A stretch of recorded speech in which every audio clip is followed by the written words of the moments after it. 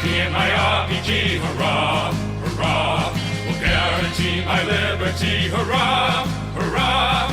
Mexicans I will underpay, with roses they will strew the way, and we'll all feel great when money comes marching home. Pregunta. Gracias.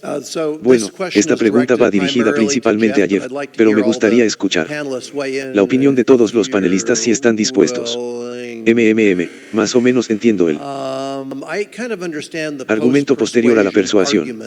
Sin embargo, las personas terminan por convencerse de una forma u otra, tal vez, si no siempre, mediante argumentos racionales y lógicos como los que motivan a las personas en esta sala.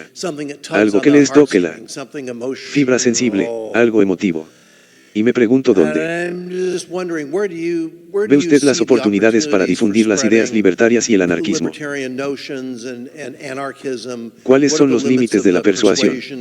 ¿Y cuáles son las mejores técnicas? Bueno, creo que está ocurriendo de forma natural.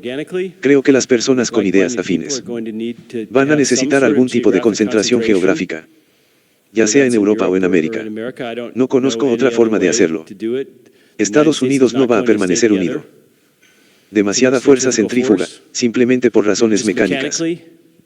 Y entonces, cuando los derechos sociales, el dólar y la infraestructura empiecen a fallar, creo que la gente buscará naturalmente agruparse en torno a personas con ideas afines. Creo que ahora mismo estamos demasiado cómodos como para que eso ocurra.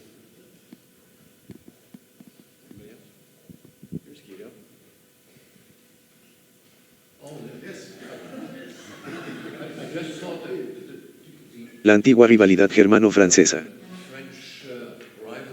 volvería a estallar.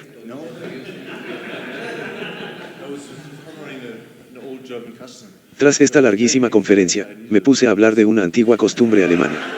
Necesitaba una cerveza. De acuerdo. Tengo una pregunta para Rehim. Sobre Bitcoin. Me interesaba Bitcoin, como a mucha gente, y resulta que conozco bastante bien a un profesor de estadística especializado en volatilidad. Mencionaste el ratio de Sharpe, que tiene una volatilidad en el denominador, y para todos, si pensamos en una curva de campana, entonces la volatilidad es más o menos el ancho de la curva. Bueno, entonces le pedí que midiera la volatilidad del Bitcoin y me dijo que es infinita. Es por eso que la volatilidad es infinita. Infinito. Sí. Entonces, ¿cuál es estadísticamente posible? Existen multitud de distribuciones cuya volatilidad es infinita. Entonces, ¿cómo podemos incluir eso en una cartera si la volatilidad es infinita? Oh, sí. Un profesor de estadística interesante. Sí. Bueno, necesitas ponerme en contacto con él más tarde. La volatilidad no supone un problema al alza. Por eso creo que la relación de clasificación se mide mejor que la relación de nitidez. Porque la volatilidad con potencial de subida infinito es genial. Eso es maravilloso. El problema son las correcciones. Y claro, también podría ser que el plazo se considere demasiado corto. Pero creo que, para este mundo tan efímero en el que vivimos, el tiempo que lleva existiendo es suficiente en comparación con la mayoría de las opciones de inversión. Pero, repito, no estaba recomendando una asignación del 100%. Creo que lo sabemos bastante bien y, si observamos el rendimiento corregido por volatilidad y no nos preocupamos por la volatilidad infinita al alza, aún así creo que se mantiene que se puede tener algo en la cartera incluso si algún profesor de estadística, con alguna medida, descubre que tiene volatilidad infinita. Mi pregunta es para Guido. ¿Ve usted alguna consecuencia nefasta de las consecuencias socialmente nefastas de la enorme expansión de las universidades? Y si es así, ¿cuáles son? Bueno, obviamente es una enorme pérdida de tiempo, ¿verdad? Porque estábamos entrenando a la gente para... en realidad hay un viejo chiste, ¿verdad? Es decir, nosotros fingimos enseñar y ellos fingen aprender, ¿no? Y dedicábamos nuestro tiempo a enseñar a personas, muy a menudo personas que son incapaces de aprender nada. Mira, ya sabes cuál es el problema. Si más de la mitad de los jóvenes de una edad determinada van a la universidad, significa que hay personas que ingresan a la universidad con un coeficiente intelectual inferior a 100. Es imposible que esas personas puedan estudiar a nivel universitario. Me refiero a que, en el sentido tradicional de la palabra, solo hay dos soluciones. O lo simplificas tanto que no tenga sentido, o les fallas. Ahora lo que hacemos en Francia es una combinación de ambas cosas. Hasta ahora se nos permite reprobar a la mayoría, así que todos pueden arriesgarse y elegir, etc. Pero me refiero a los mejores programas, de los cuales afortunadamente formamos parte. Solo los buenos estudiantes pasan al segundo, tercer año, etc. Sin embargo, hay muchas escuelas que hacen lo contrario. ¿Por qué se les paga? Se les subsidia del Estado, dependiendo del número de estudiantes que se gradúan y que tienen en clase. Así pues, existe un incentivo muy perverso para hacer esto. O sea, a todas estas personas, esto no tiene nada que ver con las personas con bajo coeficiente intelectual y yo no tengo nada. Eso no es lo que se supone que debe hacer la universidad. Y estas personas serían mucho más felices haciendo algo. Y de hecho conozco a bastantes que me caían bien y que hicieron grandes carreras en trabajos manuales, como carpintería, construcción de viviendas, etc. Ahí es donde tienen mucho éxito. Y donde pueden ganar un buen sueldo, mucho mejor que el que pueden ganar después de 5 o 3 años de docencia universitaria, y para entonces realmente no han aprendido nada y todavía tienen que atender la panadería, así que es una gran pérdida de tiempo. Es socialmente destructivo también en la medida en que no forman relaciones sociales significativas, porque, en el mejor de los casos, se lo pasan bien con sus compañeros, etc. A veces se emborrachan, hacen lo de chico y chica y demás. Pero, ellos no forman relaciones significativas. No. Se proyectan en el rol de padres, madres, etc., lo cual, en realidad, sería satisfactorio para la mayoría de ellos. Y que simplemente se han estado distrayendo. Así que salen de esto, y en el mejor de los casos han perdido 5 años. Y han malgastado dinero, dinero de su familia, dinero de los contribuyentes, etc. Y no hemos avanzado ni un solo paso, salvo que las estadísticas de desempleo quizá hayan sido un poco más bajas de lo que habrían sido de otro modo. Y esto es solo el principio. No quiero continuar. ¿Puedo añadir algo más? He impartido clases en todos los países de habla alemana, pero nunca he conseguido una cátedra completa. Así que también soy evaluado por los estudiantes y si no doy una calificación suficientemente alta, me reprueban y pierdo el puesto de profesor. Así es como funciona en la universidad. Al menos en Europa. Sí. Sí. Por eso el profesor califica antes de los exámenes.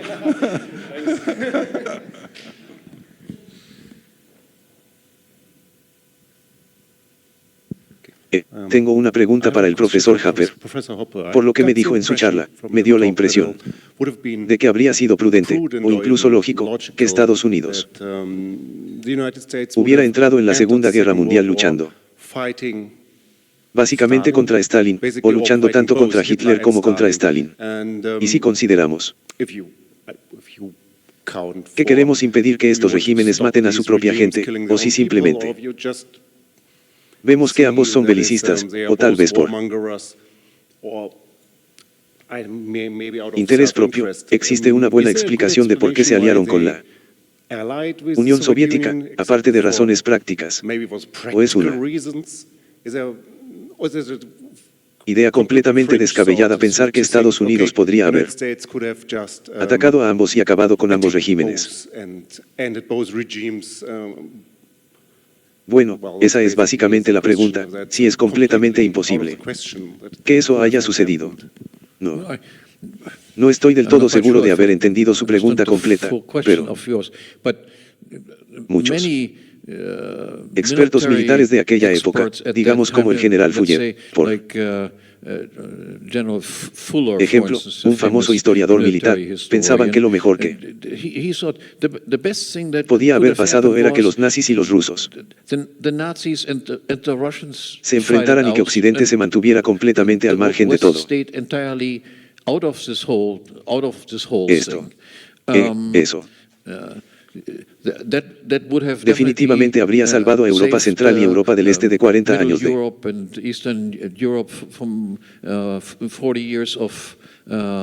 comunismo. Sí, claro. Sí. Pero se podría decir que tal vez Hitler habría hecho todas las cosas malas que hubo allí, cosas peores que las que hizo Stalin. Pero personalmente tengo mis dudas de que fuera tan malo como Stalin en cuanto a matar gente a propósito, de forma indiscriminada y deliberada. Bueno, creo que fue un error. Sobre todo por parte de Churchill y Roosevelt, el involucrarse en esta guerra.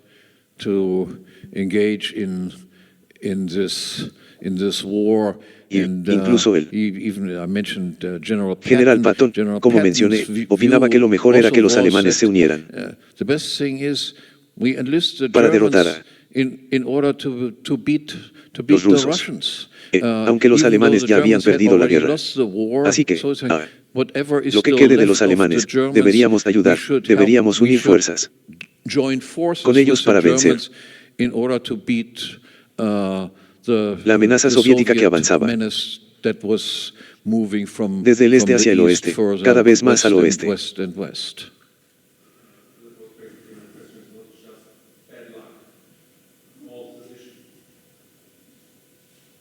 ¿Qué?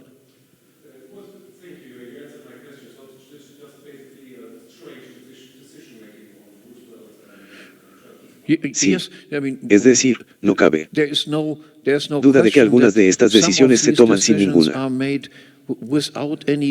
participación pública. La opinión pública estadounidense no estaba a favor de unirse a la guerra. Hubo una enorme campaña de propaganda, especialmente la británica, que fue la mejor en este campo.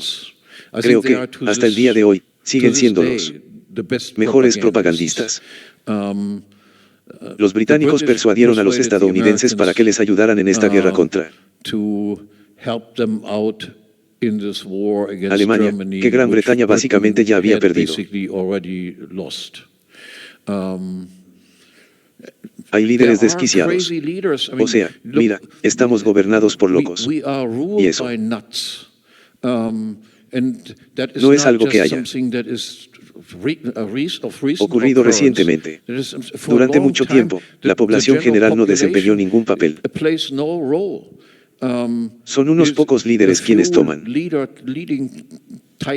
estas decisiones sin importar lo que piense el público en general.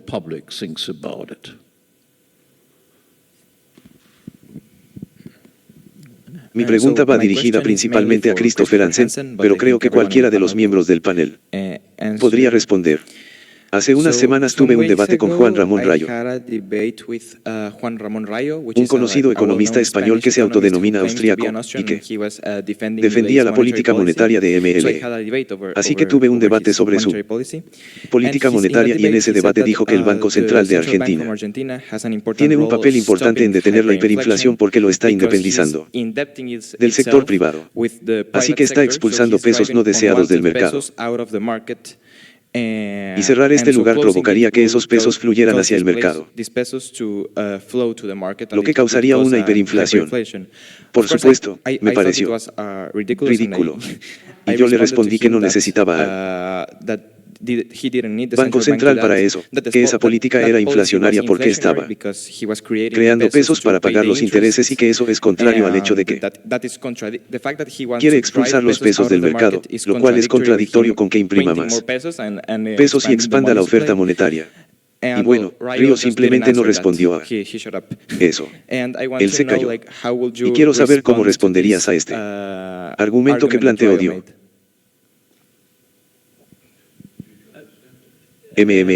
Creo que lo entendí.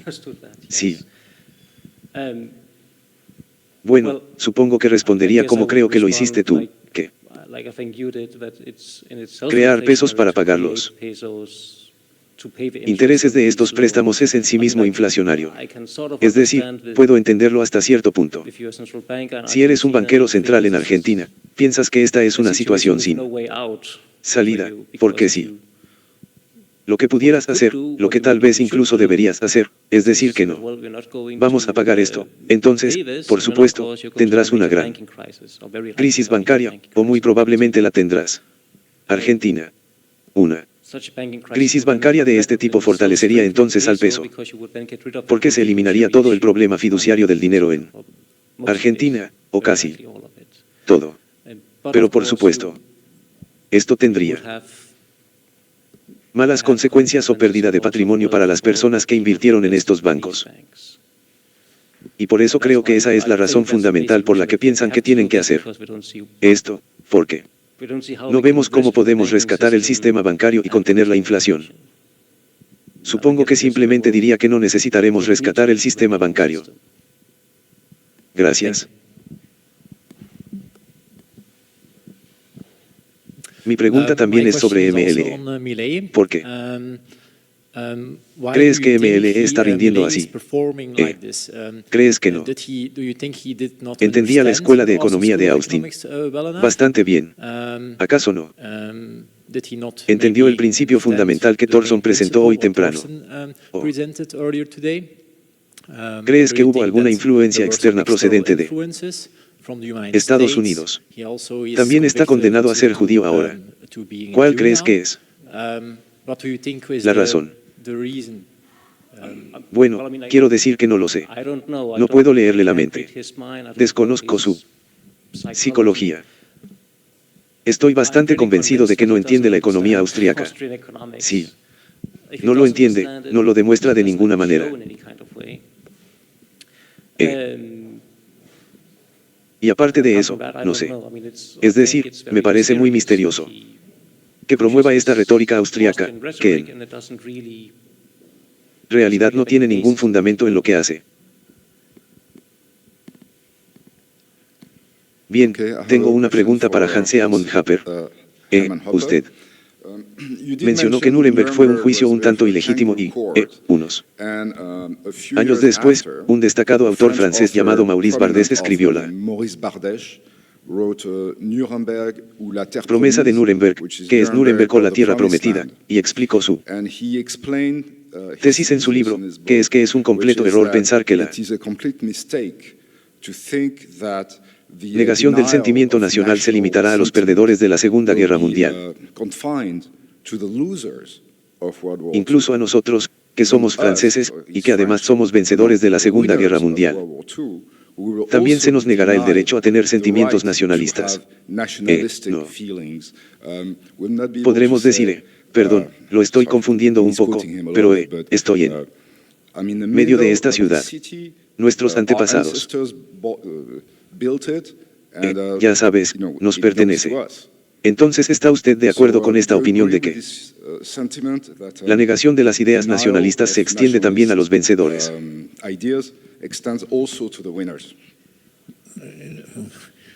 ¿Cuál era la pregunta? ¿Lo entendiste?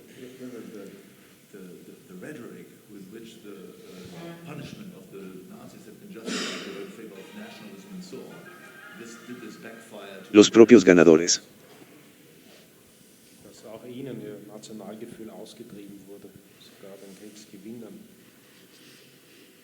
Sí. No estoy seguro de que ese sea el caso, si eso eliminó el nacionalismo del sentimiento entre los vencedores. Dirías, de otra manera, que los ganadores también han sido reeducados. Sí, pero no sé si fueron reeducados de una manera que representara alguna mejora con respecto a las cosas anteriores. No sé, no estoy muy seguro de cómo evaluar esta pregunta. ¿Hay alguien aquí dispuesto a hacerlo? No, yo sí entiendo el punto. Estoy totalmente de acuerdo. Por ejemplo, en Francia, ¿verdad?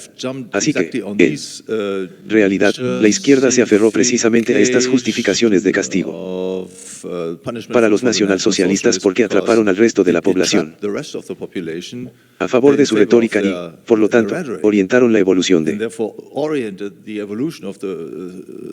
su propio país. El caso más famoso es el de los comunistas franceses, ¿verdad?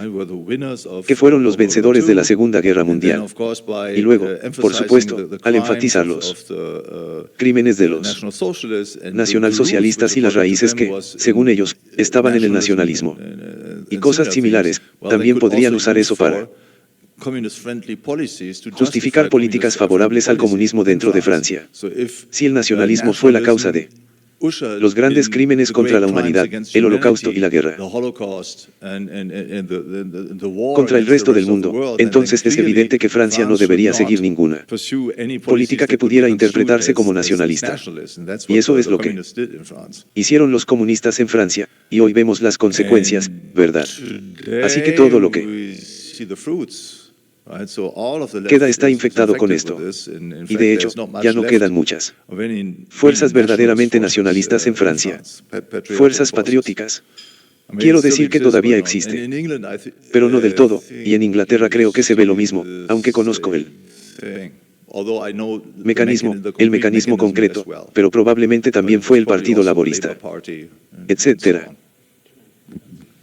Yo solo añadiría que ese francés, mirando a su alrededor y diciendo que nuestros antepasados construyeron esta ciudad, que nos pertenece, era francés. Eso no está permitido bajo el liberalismo. No existe un nosotros y ellos.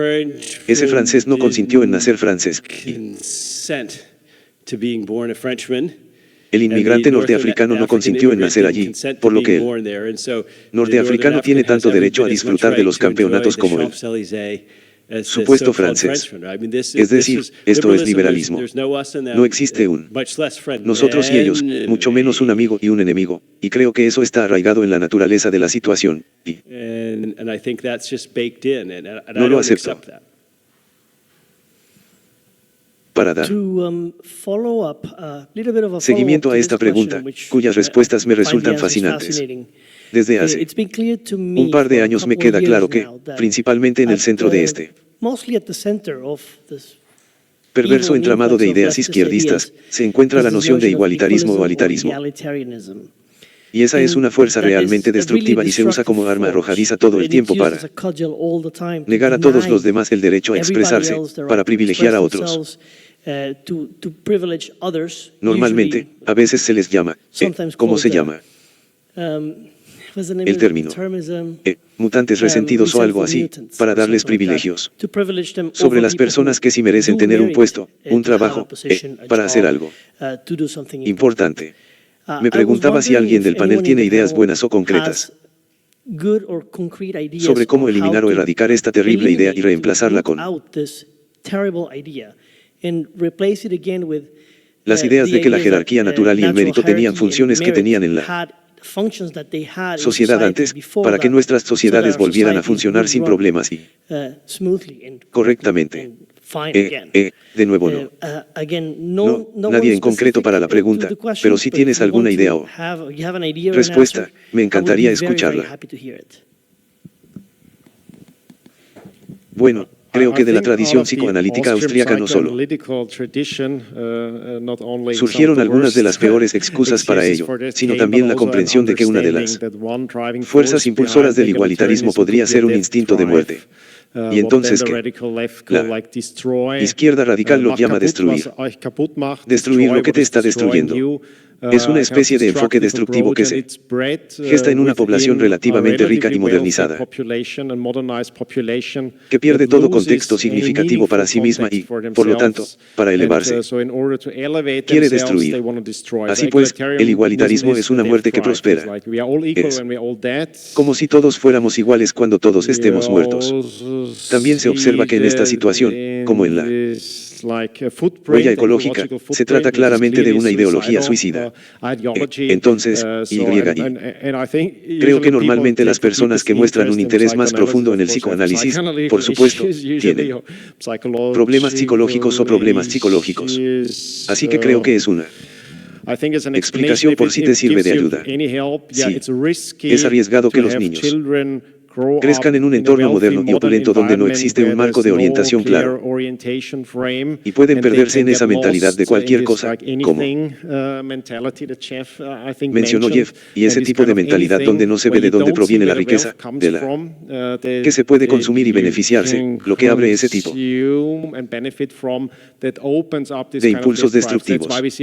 Por eso vemos a tanta gente rica, muy rica, que lo tiene todo, pero es codiciosa y también quiere tener estatus. Realiza toda esta señalización virtual, una señalización virtual destructiva. Así que, probablemente haya que fijarse en los niños, de dónde podría surgir. Otro enfoque consiste en enfatizar la diversidad, algo que muchos en la izquierda también hacen porque se han enfrentado al problema de promover la igualdad en exceso. De hecho, prometen algún tipo de futuro que parece bastante sombrío porque la mayoría de la gente no parece querer ser simplemente clones que se parezcan perfectamente a todos los demás. A la gente le gusta ser diferente, sentirse especial, lo cual, por supuesto, son como hijos de Dios, ¿verdad? Son algo diferentes a todos los demás. Todos son igualmente queridos. Y si hacemos hincapié en estas cosas, esa diferencia es buena. Este es un medio muy poderoso para combatirla. Filosofía igualitaria y la idea de que las personas pueden ser felices en diferentes etapas de la vida. El hecho de que no vivan la carrera profesional modelo imaginada para ellos por algún tecnócrata de izquierdas no significa que no puedan ser felices en la vida. Y, por supuesto, toda esa verdad se aplica a todos nosotros.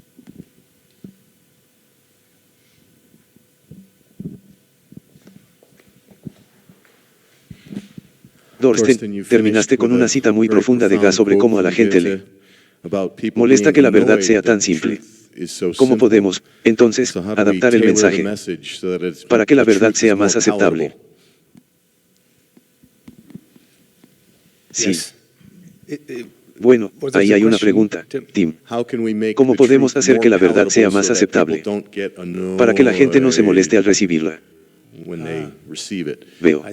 Bueno, eso sí que es un reto. Es una gran pregunta, una pregunta importante. Creo que hay varias maneras de acercarse o descubrir la verdad. Miren a Elon Musk.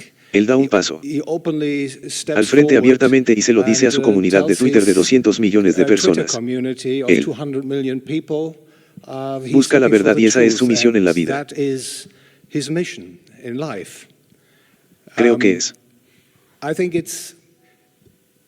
un requisito necesario para animar a la gente a buscar la verdad. Y en mi charla, intento arrojar luz sobre la integridad de las ciencias socioeconómicas tal como se han desarrollado en las últimas décadas, y creo que es bastante fácil entender qué está fallando. Pero al preparar mi charla descubrí que existe bibliografía al respecto. Por ejemplo, Posa Hans Hamenhapper ha escrito extensamente sobre ello. Pero en los últimos años, creo que el debate sobre estos temas se ha apagado. Y creo que tenemos que volver a ponerlos sobre la mesa, y esa es, creo, una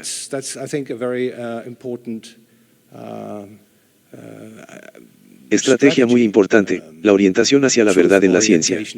Incluso el concepto mismo de verdad está siendo atacado en las ciencias sociales. Casi ninguno.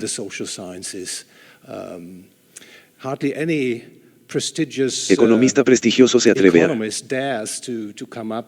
hablarle a su audiencia sobre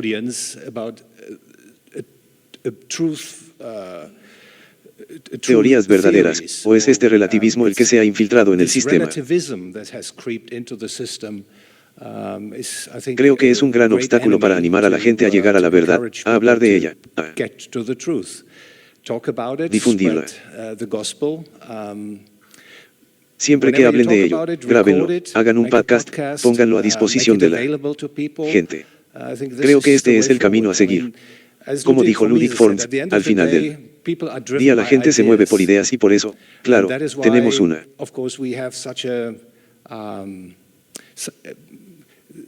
situación tan tóxica en nuestras sociedades, porque tanto la izquierda como sus enemigos intentan, ¿sabes?, entrar en esta batalla de ideas. Creo que la izquierda ha tenido mucho más éxito porque cuenta con el apoyo del Estado tal como lo conocemos hoy en día. Y creo que sí, el tema se ha abordado y tal vez hoy fue un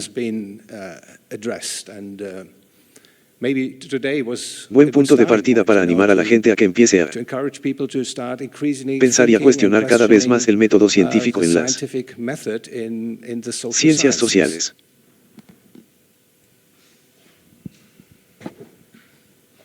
Quizás sea una pequeña contradicción, o quizás, creo que una de las mayores ideas erróneas sobre el liberalismo, incluso el bueno, era que a la mayoría de la gente le importaba la verdad y que por eso teníamos este tipo de debate público sobre las cosas, y que entonces todos veríamos la luz y llegaríamos a ese punto. Creo que la verdad como libertad resulta bastante dolorosa para la mayoría de la gente. Por eso lo evitan. Creo que las ideas son importantes, como bien vio MS, pero creo que por una razón diferente. Las ideas son importantes porque a la mayoría de la gente no le importan las ideas, y por eso, la pequeña minoría a la que sí le importan tiene mucho poder. Un paso sencillo que todos podemos dar es dedicar algo de nuestro tiempo.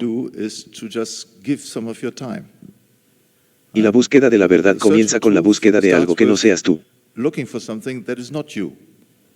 Pero está en otro lugar, ¿verdad? Y me refiero a que esto es algo que tenemos aquí en común, razón por la cual esta es una empresa tan maravillosa, porque todos dedicamos nuestro tiempo a algo que no nos reporta ninguna recompensa monetaria. Hans no se hace rico. Nosotros tampoco. Tú tampoco. Simplemente nos interesa intercambiar ideas porque nos interesa la verdad. Y si uno se acerca a otras personas y a cualquier debate sobre una cuestión política, de justicia o científica, con la mentalidad de que gano yo con eso, esa es una muy mala manera de empezar, ¿verdad?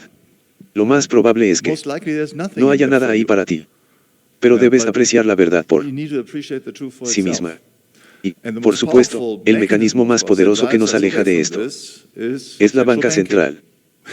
Estoy de vuelta con ¿verdad?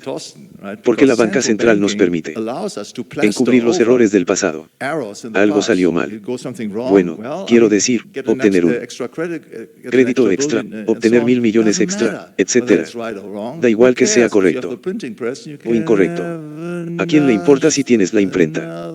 Puedes tener otros 1.000 millones. ¿A quién le importa la justicia? Si puedes tener 1.000 millones más, puedes pagarle a la gente solo para que se calle. ¿A quién le importa la belleza? Si puedes crear otros 1.000 millones y compras la más fea a precios horrendos en el llamado mercado del arte. Bien. Así que necesitamos acabar con las muertes relacionadas con la banca central y los bancos centrales.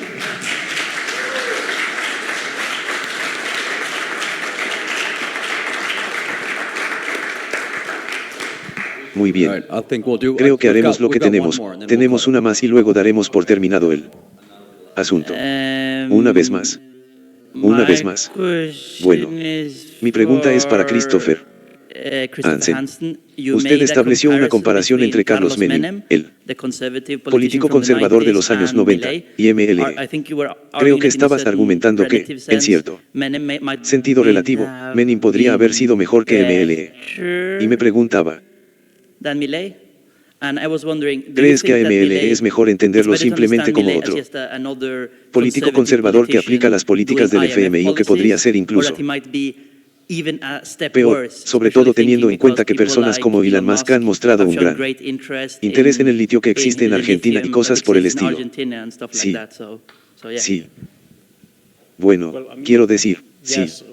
Bueno, no sé si está un paso por debajo, pero solo quería señalar, con una comparación mínima, que el MLE no es tan inusual para Argentina. Creo que lo inusual de él es su retórica, habla de economía austríaca, o al menos menciona los nombres y las ideas a veces. Pero en términos de políticas, si se comparan los 2 o 3 primeros años de Menem con los 2 primeros años de Mela, en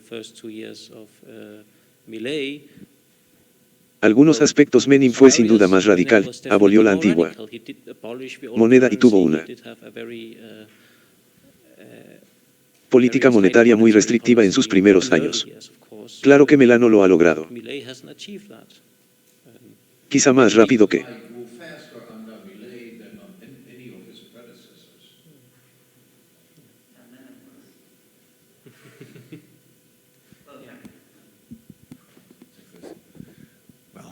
nadie. Bueno. Christopher, me alegró mucho tu charla, me gustó mucho. Creo que es correcto. Bien. Por lo tanto, actualmente es un misterio por qué Cabe Mil perdió tanto terreno en la escuela austríaca, pero no tengo motivos para creer que no sea honesto. Bien. Así que creo que no lo conoce muy bien, pero por alguna razón que probablemente sea muy superficial, le sigue apasionando y entiende la conclusión de que los austríacos han dado una explicación sistemática de por qué realmente no se necesita ningún gobierno. Y él, quiero decir, más allá de sus defectos, también tiene grandes virtudes, que me parecen muy admirables, su gran entusiasmo por esto, su capacidad para comunicarse con la gente común y, lo que me parece muy admirable, su afán por predicar siempre con el ejemplo.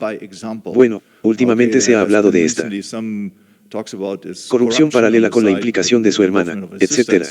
No sé si esto es cierto, pero en los meses previos a la campaña, incluso en los años previos a la campaña presidencial, y ciertamente al comienzo de la misma, siempre dio un buen ejemplo personal. Eso es estupendo y no debemos olvidarlo. Me refiero a que si te enfrentas a problemas como los que él enfrenta, reformar un estatismo arraigado, un estado de bienestar arraigado. Quiero decir que eso es muy difícil, no basta con saber cuál debería ser el estado final, sino que también necesitas hacer las cosas en el orden correcto, lo cual es increíblemente difícil, ¿verdad? Así que démosle un respiro al hombre. Quiero decir, ciertamente creo que, si bien no deberíamos elogiarlo demasiado, no está listo para el Premio Nobel de la Paz ni para el Premio Maízes ni nada por el estilo. Esa es mi opinión. Pero quiero decir, no es un cero, ¿verdad? Así que este tipo tiene buenas intenciones. Las buenas intenciones podrían no ser suficientes. Y es más que buenas intenciones. También hay acciones de su parte, es responsabilidad personal. Y eso me gusta. Solo una pequeña cosa. Puede que haya un poco de influencia estadounidense, porque quiero decir, ciertamente no es el único que interpreta la escuela austríaca como algo tan superficial. No, estoy muy agradecido a las tradiciones estadounidenses que realmente aprecian la escuela austríaca y que habrían desaparecido sin esa percepción. Pero eso lo cambió. La transformó de una profunda tradición intelectual en una especie de cuestión ideológica y política. Y hoy en día la mayoría de la gente en Estados Unidos diría, oh, nos encanta Hayek. Suelen ser neoconservadores. Es como decir, sí, claro que los mercados son geniales. No nos gusta el socialismo porque ese es el tipo de pensamiento que tienen los rusos. Así pues, creo que esa ha sido la percepción dominante de la economía austríaca, que es algo superficial, que te gustan los mercados y que no eres un izquierdista declarado. Y entonces él no ha apreciado realmente que se trata de una profunda tradición intelectual porque, de lo contrario, claro está, no habría leído libros. Habría intentado aprender de Anso y luego de los que permanecían en la tradición, para después examinar los orígenes y el periodo de tiempo. Pero creo que no es el único que ha caído presa de esa comprensión superficial. Sí, pero las intenciones son baratas. Lo que cuenta son los hechos. Y bueno, quiero decir que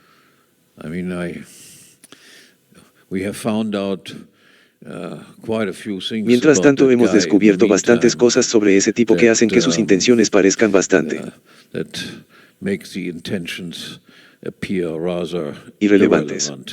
También se dice que es un plagiador en serie. Por ejemplo, bueno, una cosa son las intenciones y otra muy distinta los actos. Porque llenarías toda tu administración de banqueros centrales si lo que quieres es cerrar el Banco Central. Eso no parece indicar que dude de sus intenciones, y en cierto modo